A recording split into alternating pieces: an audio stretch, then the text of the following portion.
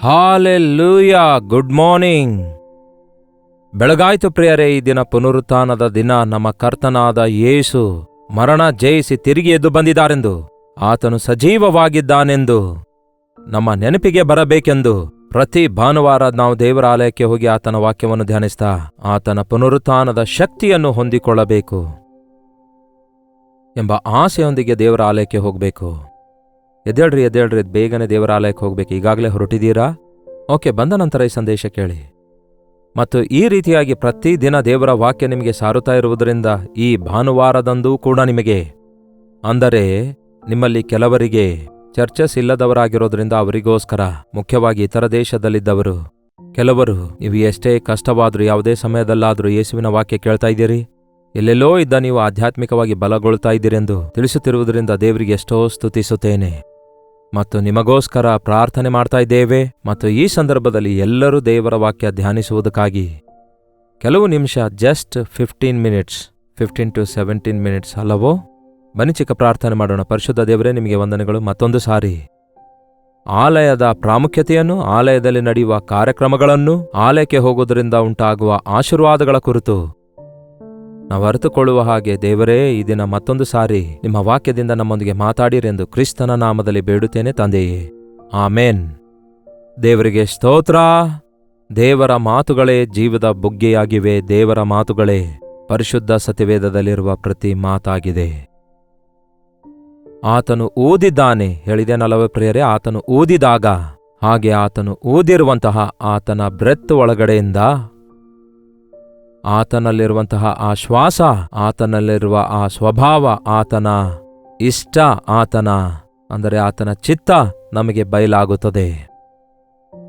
ಈ ವಾಕ್ಯದಲ್ಲಿರುವ ಆತನ ಉಸಿರು, ಆತನ ಮಾತುಗಳನ್ನು ನಾವು ಆ ಉಸಿರು ತೆಗೆದುಕೊಳ್ಳುವುದಾದರೆ, ಸವಿಯುವುದಾದರೆ, ಆತನ ಹಾಗೆ ಆತನ ಮನಸ್ಸಿನಂತಹ ಮನಸ್ಸು ನಮಗೂ ಉಂಟಾಗ್ತದಂತೆ.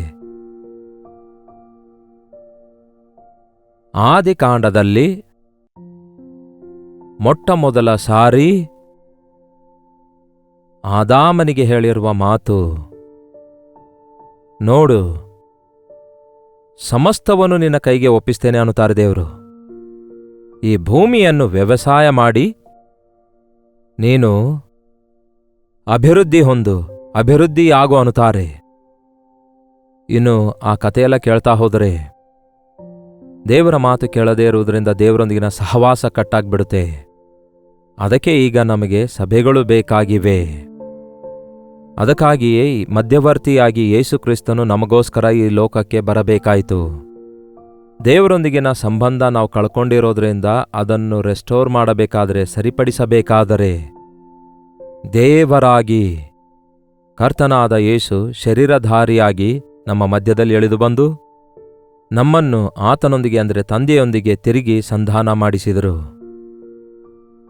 ಪ್ರತಿ ಭಾನುವಾರ ದೇವರ ಆಲಯಕ್ಕೆ ಹೋಗುತ್ತಾ ಇರುವಾಗ ಆತನ ಪರಿಶುದ್ಧ ಆವರಣದಲ್ಲಿ ನಾವು ಆತನ ಸನ್ನಿಧಿಯಲ್ಲಿ ಆತನೊಂದಿಗೆ ಸಹವಾಸ ಮಾಡುವವರಾಗಿದ್ದೇವೆ. ಆತನ ಮಾತುಗಳನ್ನು ಕೇಳ್ತಿದ್ದೇವೆ. ಏದೇನ್ ತೋಟದಲ್ಲಿ ಕಳೆದುಕೊಂಡಿರುವಂತಹ ಆ ಭಾಗ್ಯವನ್ನು ಈ ದಿನ ಯೇಸುವಿನ ಮೂಲಕ, ಆತನ ನಾಮದಲ್ಲಿ ನಾವೆಲ್ಲರೂ ಪಾಲುಗಾರರಾಗುವುದಕ್ಕೋಸ್ಕರ ದೇವರು ಇಹಲೋಕದಲ್ಲಿ ನಮಗೆ ಸಭೆಗಳನ್ನು ಕೊಟ್ಟಿದ್ದಾರೆ. ಪರಲೋಕಕ್ಕೆ ಹೋದ ನಂತರ ಆತನೇ ನಮಗೆ ದೇವಾಲಯವಾಗಿರುತ್ತಾನೆ, ಬೇರೆ ಯಾವುದೂ ಅಗತ್ಯವಿರಲ್ಲ. ಆದರೆ ಇಲ್ಲಿ ನಿಮ್ಮ ಮನೆಯನ್ನು ಬಿಟ್ಟು, ನಿಮ್ಮ ಉದ್ಯೋಗದ ಸ್ಥಳವನ್ನು ಬಿಟ್ಟು, ನಿಮ್ಮ ಕೆಲಸವನ್ನು ಬಿಟ್ಟು ಏಕಾಂತವಾಗಿ ಹೋಗಿ ದೇವರೊಂದಿಗೆ, ದೇವರ ಮಕ್ಕಳೊಂದಿಗೆ ಸೇರಿ ಪ್ರಾರ್ಥಿಸುವಂಥದ್ದು, ದೇವರ ದೈವ ಚಿತ್ತ ಅರಿಯುವಂಥದ್ದು, ದೇವರನ್ನು ಸ್ತುತಿಸುವಂಥದ್ದು ನಮಗೆ ಬಹಳ ಅವಶ್ಯಕವಾಗಿದೆ. ಮೊಟ್ಟ ಮೊದಲ ಸಾರಿ ಪಂಚಶತಮ ದಿನದಂದು ಪರಿಶುದ್ಧಾತ್ಮ ದೇವರು ಶಿಷ್ಯರ ಮೇಲೆ ಇಳಿದು ಬಂದಾಗ, ಬಲವಾಗಿ ಸುವಾರ್ತೆಯನ್ನು ಪ್ರಕಟಿಸಲ್ಪಟ್ಟಾಗ ಅನೇಕರು ಮಾನಸಾಂತರ ಹೊಂದಿದ್ರು. ಸ್ವಾಮಿಗಳೇ, ನಾವು ರಕ್ಷಣೆ ಹೊಂದಬೇಕಾದರೆ ಏನು ಮಾಡಬೇಕು ಎಂಬುದಾಗಿ ಕೇಳಿದ ವಾಕ್ಯ ಹೃದಯದಲ್ಲಿ ಅಲುಗುನಟ್ಟಂಥವರಾಗಿ ಪಶ್ಚಾತ್ತಾಪಪಟ್ಟು ಮಾನಸಾಂತರ ಹೊಂದುತ್ತಾರೆ.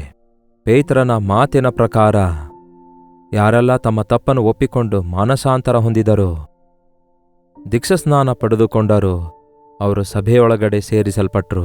ಸಭೆ ಅಂದರೆ ಅದೇ ಪ್ರಿಯರೇ. ಸಭೆ ಅನ್ನುವಾಗ ಬಹಳ ಸಂಘಟನೆಗಳಿವೆ ನಮಗೆ ಈ ಲೋಕದಲ್ಲಿ.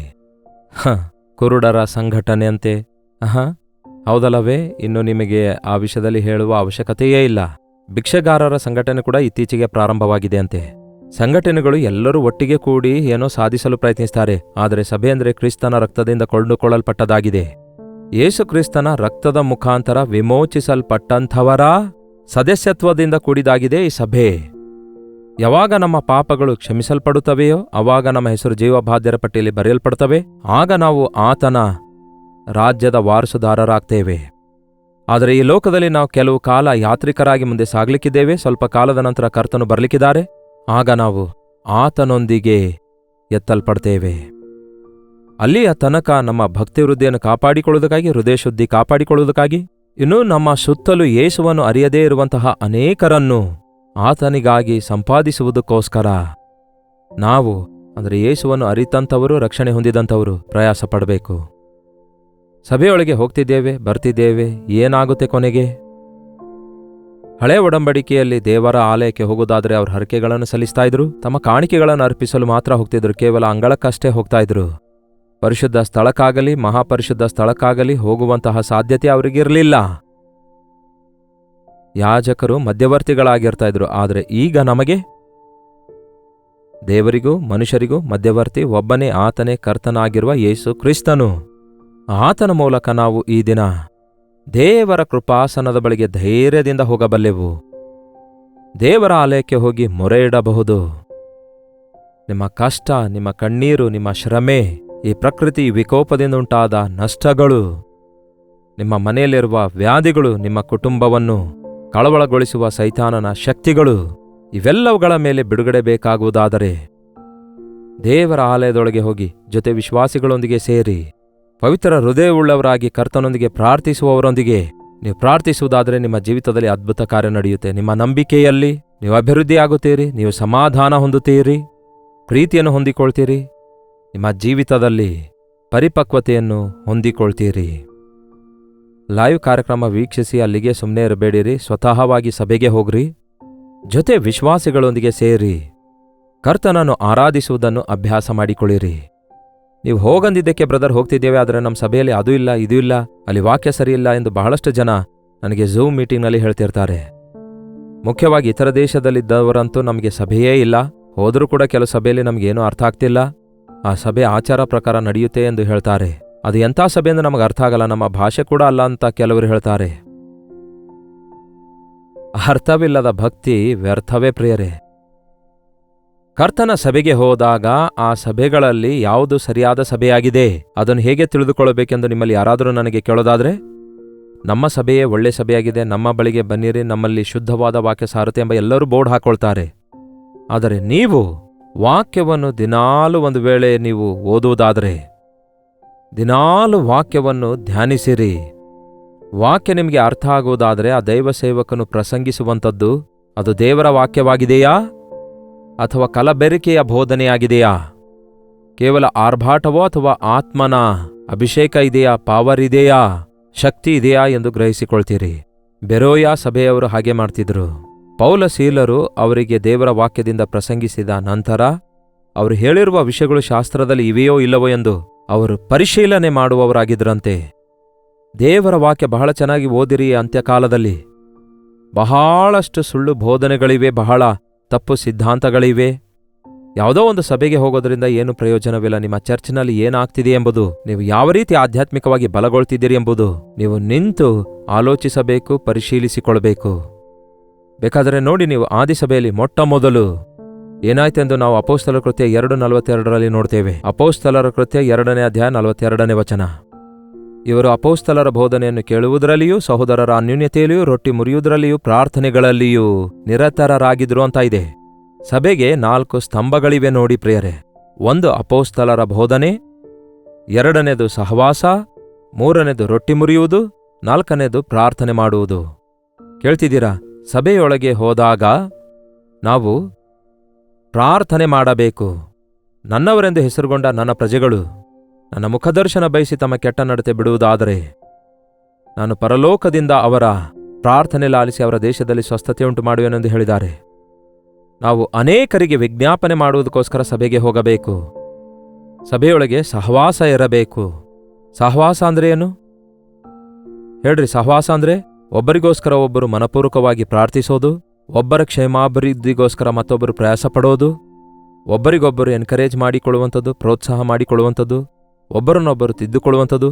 ಇನ್ನು ಹೆಚ್ಚಾಗಿ ನೋಡೋದಾದರೆ ಕೊಲೊಸ್ಸೆಯದಲ್ಲಿರುವ ಪ್ರಕಾರ ಸ್ತುತಿಗೀತೆಗಳಿಂದ ಒಬ್ಬರಿಗೊಬ್ಬರು ಬುದ್ಧಿ ಹೇಳಿಕೊಳ್ಬೇಕು, ತಪ್ಪು ತಿದ್ದುಕೊಳ್ಬೇಕೆಂದು ಹೇಳಲಾಗಿದೆ. ಹೌದು ಪ್ರಿಯರೇ, ನಿಮ್ಮ ದೃಷ್ಟಿಯಲ್ಲಿ ನೀವು ಚೆನ್ನಾಗೇ ಇರಬಹುದು, ನೀವು ಯಾವಾಗ ನೋಡಿದ್ರೂ ನಿಮ್ಮನ್ನು ನೀವು ಮೆಚ್ಚಿಕೊಳ್ತಲೇ ಇರಬಹುದು. ಆದರೆ ನೀವು ಇತರರ ದೃಷ್ಟಿಯಲ್ಲಿ ಹೇಗಿದ್ದೀರಿ, ದೇವರ ದೃಷ್ಟಿಯಲ್ಲಿ ಹೇಗಿದ್ದೀರಿ, ದೇವರ ಆಲಯಕ್ಕೆ ಹೋದಾಗಲೇ ನಿಮ್ಗೆ ಅರ್ಥವಾಗುತ್ತೆ.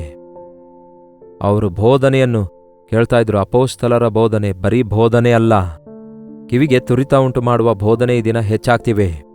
ಸುಳ್ಳು ಬೋಧಕರು ಹೆಚ್ಚಾಗ್ತಿದ್ದಾರೆ. ಕ್ರಿಸ್ತನ ಬರೋಣದಲ್ಲಿ ಹೇಳಿರುವ ಪ್ರವಾದನೆಗಳು ನೆರವೇರ್ತಾ ಇವೆ. ನೀವು ಶುದ್ಧವಾದ ಸುವಾರ್ತೆ ಕೇಳಬೇಕು. ಹಾಗಂದ್ರೆ ಏನು? ಪಾಪಗಳನ್ನು ಒಪ್ಪಿಕೊಂಡು ಬಿಟ್ಟು ಬಿಡಬೇಕು. ಆಗ ಪರಿಶುದ್ಧಾತ್ಮವೆಂಬ ವರ ಹೊಂದಿಕೊಳ್ತೀರಿ. ಪಾಪ ಒಪ್ಪಿಕೊಳ್ಳದೆ, ಮಾನಸಾಂತರ ಹೊಂದದೆ ಪರಿಶುದ್ಧಾತ್ಮ ವರ ಹೊಂದಿಕೊಳ್ಳೋದು ಹೇಗೆ? ನೀತಿಯನ್ನು ಪ್ರೀತಿಸಿ ದುರ್ನೀತಿಯನ್ನು ದ್ವೇಷಿಸುವ ಆತನಾಗಿದ್ದಾರೆ ನಮ್ಮ ಯೇಸು.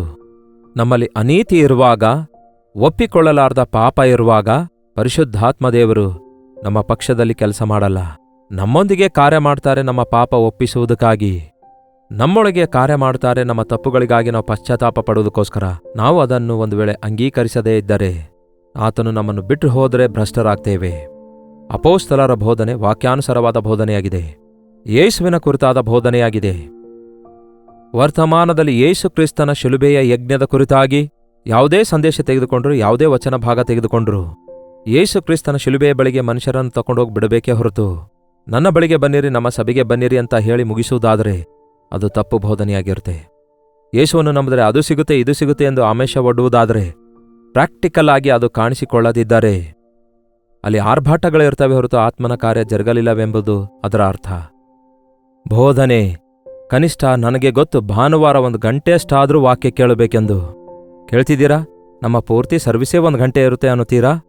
ಗಂಟೆಯಷ್ಟೇ ಇರುತ್ತೆ ಆರಾಧನೆ. 1 ಸರ್ವಿಸ್ ನಂತರ ಮತ್ತೊಂದು ಸರ್ವಿಸ್ ಇಟ್ಕೊಳ್ತಾರೆ. 1 ಗಂಟೆಯಲ್ಲಿ ಏನು ಕೇಳ್ತೇವೆ ಪ್ರಿಯರೇ? ಏನು ಲಾಲಿಸ್ಲಿಕ್ಕಾಗುತ್ತೆ? ಏನು ಸಿದ್ಧವಾಗ್ಲಿಕ್ಕಾಗುತ್ತೆ? ಹಾಗಾದರೆ ನಾವು ಆಧ್ಯಾತ್ಮಿಕವಾಗಿ ಬಲಹೀನರಾಗಿಯೇ ಉಳ್ಕೊಳ್ತೇವೆ. ವಾಕ್ಯ ಕೇಳ್ತಿದ್ದರು ಅಂದರೆ ಅಪೊಸ್ತಲರ ಬೋಧನೆ, ಅವರ ಬೋಧನೆ ಕರೆಕ್ಟ್ ಬೋಧನೆಯಾಗಿತ್ತು. ನೀವು ಕ್ರಿಸ್ತನನ್ನು ಶಿಲುಬೆಗೆ ಹಾಕಿದ್ದೀರಿ, ದೇವರು ಆತನನ್ನು ಎಬ್ಬಿಸಿದ್ದಾರೆ. ಯೇಸು ರಕ್ಷಕನಾಗಿದ್ದಾನೆ, ಆತನೇ ಪ್ರಭುವಾಗಿದ್ದಾನೆ, ಆತನ ಮೂಲಕವೇ ನಿಮಗೆ ಪಾಪ ಕ್ಷಮಾಪಣೆ ಇದೆ ಎಂಬ ಬೋಧನೆಯಾಗಿತ್ತು. ಎರಡನೇದು ಸಹವಾಸವುಳ್ಳವರಾಗಿದ್ದರು. ಹೇಳ್ತಿದ್ದೇನಲ್ಲವೇ? ಒಬ್ಬರೊಂದಿಗೆ ಒಬ್ಬರು ಮನಸ್ಸು ಬೆರೆಸಿಕೊಂಡು ನೋಡಿ, ಒಬ್ಬರಿಗೊಬ್ಬರು ಸಹಕರಿಸಿರಿ, ಪ್ರೋತ್ಸಾಹಿಸಿಕೊಂಡು ನೋಡಿರಿ. ಬಹಳಷ್ಟು ಜನ ಪಕ್ಕದಲ್ಲಿ ಕೂತವ್ರು ಯಾರೆಂದು ಗೊತ್ತಿಲ್ಲದೆ ಹೋಗಿ ತಿರುಗಿ ಬರ್ತಾರೆ ಸಭೆಗೆ. ಸಭೆಯಲ್ಲಿ ಪಕ್ಕದಲ್ಲಿದ್ದವರೊಂದಿಗೆ ಪರಿಚಯ ಮಾಡಿಕೊಳ್ಳಿರಿ. ಸಭೆಯಲ್ಲಿ ಇರುವವರೆಲ್ಲ ದೇವರ ಮಕ್ಕಳಾಗಿದ್ದಾರಲ್ಲವೇ? ದೇವರ ಪ್ರೀತಿಯನ್ನು ನೀವು ಒಟ್ಟಿಗೆ ಸೇರಿ ಹಂಚಿಕೊಳ್ತಾ ಇದ್ದೀರಾ? ನೀವು ಕೂಡ ಒಬ್ಬರನ್ನೊಬ್ಬರು ಪ್ರೀತಿ ಮಾಡಿಕೊಳ್ಳಿರಿ. ನೀವು ಕೂಡ ಒಬ್ಬರಿಗೊಬ್ಬರು ಸಹಕಾರ ಮಾಡಿಕೊಳ್ಳಿರಿ. ಅಪೊಸ್ತಲರ ಬೋಧನೆಯಲ್ಲಿಯೂ ಸಹವಾಸದಲ್ಲಿಯೂ ರೊಟ್ಟಿ ಮುರಿಯುವುದರಲ್ಲಿಯೂ ನನ್ನನ್ನು ಜ್ಞಾಪಕ ಮಾಡಿಕೊಳ್ಳುವುದಕ್ಕೋಸ್ಕರ ಹೀಗೆ ಮಾಡಿರಿ ಎಂದು ಯೇಸು ಹೇಳಿದ್ದಾರೆ. ಕೆಲವು ಚರ್ಚಸ್ನಲ್ಲಿ ಪ್ರತಿ ಭಾನುವಾರ ರೊಟ್ಟಿ ಮುರಿಯುತ್ತಾರೆ, ದೇವರಿಗೆ ಸ್ತೋತ್ರ, ಬಹಳ ಒಳ್ಳೆಯದು. ಆದರೆ ಎಲ್ಲಾ ಸ್ಥಳಗಳಲ್ಲಿ, ಎಲ್ಲಾ ಚರ್ಚಸ್ಗಳಲ್ಲಿ ತಲೆ ಎಣಿಕೆಯ ಪ್ರಕಾರ ರೊಟ್ಟಿ ತೆಗೆದುಕೊಳ್ಳುವವರೇ 3,000 4,000 ಇರೋದಾದರೆ, ಎಲ್ಲರಿಗೂ ರೊಟ್ಟಿಯನ್ನು ಅರ್ಥಗರ್ಭಿತವಾಗಿ ಹಂಚಬೇಕಾದರೆ ಕನಿಷ್ಠ 2-3 ಗಂಟೆ ಸಮಯ ಹಿಡಿಯುತ್ತೆ. ಎಕ್ಸ್ಟ್ರಾ ಆರಾಧನೆಯ ಸಮಯ ತೆಗೆದುಕೊಳ್ಳುತ್ತೆ. ಬಟ್ ಈ ದಿನ ಬಹಳಷ್ಟು ಜನ ತಿಂಗಳಿಗೊಂದು ಸಾರಿ ರೊಟ್ಟಿ ಮುರಿಯುತ್ತಾರೆ. ಎಷ್ಟು ಸಾರಿ ರೊಟ್ಟಿ ಮುರಿದಿದ್ದೇವೆ ಎನ್ನುವುದು ಮುಖ್ಯವಲ್ಲ, ಆದರೆ ಎಂತಹ ಮನಸ್ಸಿನೊಂದಿಗೆ ಮುರಿದಿದ್ದೇವೆ ಎನ್ನುವುದು ಮುಖ್ಯ. ಎಷ್ಟು ಕುಗ್ಗಿದ ಜಜ್ಜಿದ ಹೃದಯದೊಂದಿಗೆ, ಕೃತಜ್ಞತೆಯೊಂದಿಗೆ. ಯೇಸು ಹೇಳಿದಾರಲ್ಲವೇ, ನನ್ನನ್ನು ಜ್ಞಾಪಕ ಮಾಡಿಕೊಳ್ಳಲು ಇದನ್ನು ಮಾಡಿರಿ ಅಂದಿದ್ದಾರಲ್ಲವೇ? ಯೇಸುವಿನ ಪ್ರೀತಿ ಜ್ಞಾಪಕ ಮಾಡಿಕೊಳ್ಳಲು ರೊಟ್ಟಿಯಲ್ಲಿ ಪಾಲ್ಗೊಳ್ತಿದ್ದೇವೆ ಎನ್ನುವುದು ಬಹಳ ಪ್ರಾಮುಖ್ಯವಾಗಿದೆ. ರೊಟ್ಟಿ ಮುರಿಯುವುದರಲ್ಲಿ ನಿರತರಾಗಿದ್ದರು. ರೊಟ್ಟಿ ಮುರಿಯುವಾಗ ಯೇಸು ನನಗಾಗಿ ಮರಣ ಹೊಂದಿದ್ದಾರೆ ಎಂಬ ವಿಷಯ, ಆ ದ್ರಾಕ್ಷರಸದ ಕಪ್ಪನ್ನು ತೆಗೆದುಕೊಂಡಾಗ ಯೇಸು ನನಗಾಗಿ ರಕ್ತ ಸುರಿಸಿದ್ದಾರೆ ಎಂಬ ವಿಷಯ, ಹಾಗೆಯೇ ರೊಟ್ಟಿ ದ್ರಾಕ್ಷರಸ ನಾವು ಒಂದೇ ಕಪ್ಪಿನೊಳಗಿಂದ, ಒಂದೇ ರೊಟ್ಟಿಯೊಳಗಿಂದ ನಾವೆಲ್ಲರೂ ಹಂಚಿಕೊಳ್ಳುವಾಗ ನಾವೆಲ್ಲರೂ ಯೇಸು ಕ್ರಿಸ್ತನ ರಕ್ತದಿಂದ ವಿಮೋಚಿಸಲ್ಪಟ್ಟವರೆಂದು ವಿಶ್ವಾಸಿಗಳೆಲ್ಲರ ಮಧ್ಯದಲ್ಲಿ ಐಕ್ಯತೆ, ಪ್ರೀತಿ, ಪ್ರಾರ್ಥನೆ ಬೆಳೆದು ಬರಬೇಕು. ಪ್ರಾರ್ಥನೆಯಲ್ಲಿಯೂ ಅವರು ನಿರತರಾಗಿದ್ದರು. ಪ್ರಾರ್ಥನೆ ಮಾಡುವುದರಲ್ಲಿಯೂ ಒಬ್ಬರು ಪ್ರಾರ್ಥನೆ ಮಾಡುವುದು ಒಂದು ಭಾಗವಾಗಿರೋದಾದರೆ, 2-3 ಸೇರಿ ಪ್ರಾರ್ಥಿಸೋದು ಅಂದರೆ ಸಭೆಯೆಲ್ಲ ಸೇರಿ ಪ್ರಾರ್ಥಿಸೋದು ಮತ್ತೊಂದು ಭಾಗವಾಗಿದೆ. ಸಭೆಯೆಲ್ಲ ಸೇರಿ ಪ್ರಾರ್ಥಿಸುವಾಗ ಅದ್ಭುತ ಕಾರ್ಯ ನಡೆಯುತ್ತವೆ. ಸಭೆಯೆಲ್ಲ ಸೇರಿ ಏಕಮನಸ್ಸಿನಿಂದ ಪ್ರಾರ್ಥಿಸಿದಾಗ ದೈವ ಸೇವಕರು ಶಕ್ತಿಯುತವಾಗಿ ವಾಕ್ಯ ಸಾರ್ತಾರೆ. ಸಭೆಯವರೆಲ್ಲ ನಂಬಿಕೆಯಿಂದ ಉಪವಾಸ ಪ್ರಾರ್ಥನೆ ಮಾಡ್ತಿರುವಾಗ ಉಜ್ಜೀವನದ ಬೆಂಕಿ ಅಂಟಿಕೊಳ್ಳುತ್ತೆ. ಸಭೆಯಲ್ಲಿ ಉಜ್ಜೀವನ ಬೆಂಕಿ ಅಂಟಿಕೊಳ್ಳುತ್ತೆ. ನಾವು ಎಲ್ಲಿಗೆ ಹೋದ್ರೂ ಕೂಡ ಯೇಸುವಿನ ಮಾತು ಎಲ್ಲಿ ಹೇಳ್ತೇವೋ ಅಲ್ಲಿ ಅದು ಪ್ರಜ್ವಲಿಸುತ್ತೆ. ಈ 4 ಸ್ತಂಭಗಳಿಲ್ಲದ ಸಭೆ, ಬರೀ ಹಾಡುಗಳಿರುವಂತಹ ಸಭೆ, ಬರೀ ವಾಕ್ಯವಿರುವ ಸಭೆ, ಯಾವಾಗಲೂ ಪ್ರಾರ್ಥನೆ ಇರೋ ಸಭೆ ಇರೋದಾದರೆ ಇಟ್ ಈಸ್ ಅನ್ಬ್ಯಾಲೆನ್ಸ್ಡ್. ತಕ್ಕಷ್ಟು ಹಾಡುಗಳು, ಸ್ತುತಿ, ಕೃತಜ್ಞತೆ, ಆರಾಧನೆ, ತಕ್ಕಷ್ಟು ವಾಕ್ಯದ ಧ್ಯಾನ ಮತ್ತು ತಕ್ಕಷ್ಟು ಸಮಯ ಪ್ರಾರ್ಥನೆ ಇರಬೇಕು. ಬಹಳಷ್ಟು ಜನ ಪ್ರೀಚರ್ಸ್ಗಳನ್ನು ನಾನು ಗಮನಿಸ್ತೇನೆ, ಮೊದಲು ಪ್ರಾರ್ಥನೆ ಮಾಡ್ತಾರೆ, ಆದರೆ ಆಮೇನ್ ಅಂದ ನಂತರ ಮತ್ತೆ ಪ್ರಾರ್ಥನೆ ಮಾಡಲ್ಲ.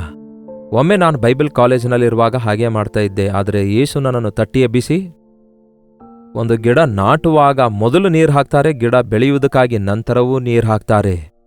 ನೀನು ಪ್ರಾರ್ಥನಾಪೂರ್ವಕವಾಗಿ ವಾಕ್ಯವನ್ನು ಪ್ರಕಟಿಸು, ಆ ನಂತರ ವಾಕ್ಯ ಕೇಳಿದಂಥವರ ರಕ್ಷಣೆಗಾಗಿ ಮತ್ತೆ ಪ್ರಾರ್ಥಿಸು ಎಂದು ದೇವರು ಪ್ರೇರೇಪಿಸಿದರು. ಈ ದಿನ ಪ್ರತಿ ವಿಶ್ವಾಸಿ ಕೂಡ ಹಾಗಿರೋದಾದ್ರೆ, ಸಭೆಯೊಳಗೆ ಇಂತಹ ಆಧ್ಯಾತ್ಮಿಕ ಪರಿಸ್ಥಿತಿ ಇರೋದಾದ್ರೆ ಸಭೆಗಳು ಅಭಿವೃದ್ಧಿಯಾಗ್ತವೆ ಪ್ರಿಯರೇ. ಲಕ್ಷಿಸುವವರು ಇಲ್ಲದಕ್ಕೆ, ಪ್ರೀತಿಸುವವರು ಇಲ್ಲದಕ್ಕೆ, ಮಾರ್ಗ ಗೊತ್ತಿಲ್ಲದಕ್ಕೆ ಅಲೆದಾಡುವವರು ಎಷ್ಟೋ ಜನ ಇದ್ದಾರೆ. ಅಂಥವರನ್ನು ಮಂದೆಯೊಳಗೆ ಸೇರಿಸಬೇಕೆನ್ನುವುದು ಸಭೆಯ ಕೆಲಸವಾಗಿದೆ. ಪಾತಾಳದ ಬೀಗದ ಕೈಯನ್ನು ನಮಗೆ ಕೊಟ್ಟು ಯಾರೊಬ್ಬರೂ ನರಕಕ್ಕೆ ಹೋಗಲಾರದ ಹಾಗೆ ಕಾಪಾಡುವ ಒಂದು ಜವಾಬ್ದಾರಿಕೆ ದೇವರು ನಮ್ಗೆ ಕೊಟ್ಟಿದ್ದಾರೆ. ಯೇಸುವಿನ ಪ್ರೀತಿಯ ಸುವಾರ್ತೆ ಒಬ್ಬ ವ್ಯಕ್ತಿಯನ್ನು ರಕ್ಷಿಸುತ್ತದೆ, ಆತನಿಗೆ ಸಾಕ್ಷಿಯನ್ನಾಗಿ ಮಾಡುತ್ತೆ. ಬನ್ನಿ ಒಂದು ಚಿಕ್ಕ ಪ್ರಾರ್ಥನೆ ಮಾಡೋಣ. ಪರಿಶುದ್ಧ ದೇವರೇ, ಪ್ರೀತಿಯುಳ್ಳ ತಂದೆಯೇ, ನಿಮಗೆ ವಂದನೆಗಳನ್ನು ಸಲ್ಲಿಸ್ತೇನೆ. ಯಾವ ಸ್ಥಳದಿಂದ ನಿಮ್ಮ ಮಕ್ಕಳು ಈ ಸಂದೇಶವನ್ನು ಲಾಲಿಸುತ್ತಾ ಇದ್ದಾರೋ ಅವರ ಜೀವಿತದಲ್ಲಿ ನಿಮ್ಮ ಕಾರ್ಯಗಳನ್ನು ನಡೆಸಿರಿ ದೇವರೇ. ನಿಮ್ಮ ಕೃಪೆಯನ್ನು ಅವರ ಮೇಲೆ ಸುರಿಯ ಮಾಡಿರಿ ದೇವರೇ. ಒಬ್ಬೊಬ್ಬರ ಮೇಲೆ ನೀವು ನಿಮ್ಮ ಆಶೀರ್ವಾದಗಳನ್ನು ದಯಪಾಲಿಸಿರಿ. ಯೇಸುವೇ, ಸಭೆಗಳಿಗೆ ಹೋಗಿ ನಿಮ್ಮನ್ನು ಆರಾಧಿಸುವುದಕ್ಕೂ ನಿಮ್ಮಲ್ಲಿ ನಂಬಿಕೆಯೊಂದಿಗೆ ಪ್ರಾರ್ಥಿಸುವುದಕ್ಕೂ ಅನೇಕರಿಗೋಸ್ಕರ ವಿಜ್ಞಾಪನೆ ಮಾಡುವುದಕ್ಕೂ ನಿಮ್ಮ ಮಕ್ಕಳೊಂದಿಗೆ ಸೇರಿ ಆನಂದಿಸಿ ಹುರಿದುಂಬಿಸಿಕೊಳ್ಳುವುದಕ್ಕೂ ಸಹಾಯ ಮಾಡಿರಿ.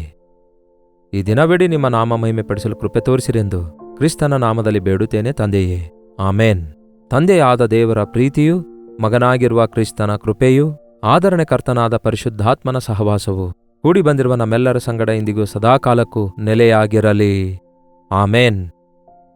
ದೇವರಿಗೆ ಸ್ತೋತ್ರ. ನಿಮ್ಮ ಪ್ರಾರ್ಥನಾ ಮನವಿಗಳನ್ನು 8939731313 ನಂಬರಿಗೆ ಹಾಗೂ ಇತರ ದೇಶದಿಂದಲೂ ಸಹ ನೀವು ವೀಕ್ಷಿಸುವುದಾದರೆ ಕೊಡಲ್ಪಟ್ಟ ಇದೇ ನಂಬರಿಗೆ ಒಂದು ಟೆಕ್ಸ್ಟ್ ಆಗಲಿ ವಾಯ್ಸ್ ಮೆಸೇಜ್ ಮುಖಾಂತರ ನಮಗೆ ವಾಟ್ಸಪ್ ಕಳಿಸಿಕೊಡಿರಿ. ನಿಮ್ಮೆಲ್ಲರಿಗಾಗಿ ನಾವು ಪ್ರಾರ್ಥನೆ ಮಾಡ್ತಿದ್ದೇವೆ. ನೀವು ಕೂಡ ಪ್ರಾರ್ಥನೆ ಮಾಡಿರಿ. ಮಾತ್ರವಲ್ಲ, ಈ ದಿನ ಭಾನುವಾರವಲ್ಲವೋ ನಿಮ್ಮ ಚರ್ಚಸ್ಗಳಿಗೆ ಹೋಗಿ ಕರ್ತನನ್ನು ಆರಾಧಿಸಿರಿ. ಚರ್ಚಿಗೆ ಹೋಗಿ ಬಂದ ನಂತರ ಮತ್ತೊಮ್ಮೆ ಈ ಸಂದೇಶವನ್ನು ಕೇಳ್ರಿ, ದೈವ ಆಶೀರ್ವಾದ ಹೊಂದಿಕೊಳ್ಳಿರಿ, ಆಧ್ಯಾತ್ಮಿಕವಾಗಿ ಬಲಗೊಳ್ಳಿರಿ. ಕರ್ತನ ಚಿತ್ತವಿರುವುದಾದರೆ ಮತ್ತೆ ನಾಳೆ ಇದೇ ಅನುದಿನದ ಧ್ಯಾನ ಎಂಬ ಕಾರ್ಯಕ್ರಮದಲ್ಲಿ ಮತ್ತೊಮ್ಮೆ ಭೇಟಿಯಾಗೋಣ. ಅಲ್ಲಿವರೆಗೂ ದೇವರ ಮಹಾಕೃಪೆ ನಿಮ್ಮೆಲ್ಲರೊಂದಿಗಿರಲಿ.